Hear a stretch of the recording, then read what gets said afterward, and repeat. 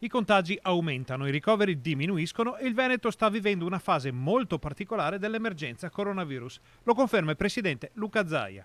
Come vedete questa fase si conferma, perlomeno in questo momento, ancora una fase poco aggressiva dal punto di vista ospedaliero. Per noi questo è un dato importante, cioè vuol dire che l'effetto dei vaccini lo si evidenzia fino in fondo. Per l'immediato futuro il Veneto sta costruendo un modello previsionale più aderente alla realtà regionale, che possa anche aiutare a leggere l'effetto della nuova ondata. C'è l'effetto di una nuova ondata che ha una caterva di asintomatici che è abbastanza atipico, no? Se voi pensate, parliamo di positivi, ma poi di fatto che hanno anche minimamente un sintomo sono pochi rispetto al totale di positivi. Ora, sotto la lente della sanità regionale, finirà anche una nuova variante. Ecco, voglio dirvi che c'è ovviamente, ma non per inquietare nessuno, ma è giusto dirle queste robe, che c'è anche un ragionamento su una nuova variante che è la beta, sulla quale ci sono delle evidenze scientifiche, tutte poi da dimostrare, da vedere con, diciamo, con dati anche come si può dire, più solidi,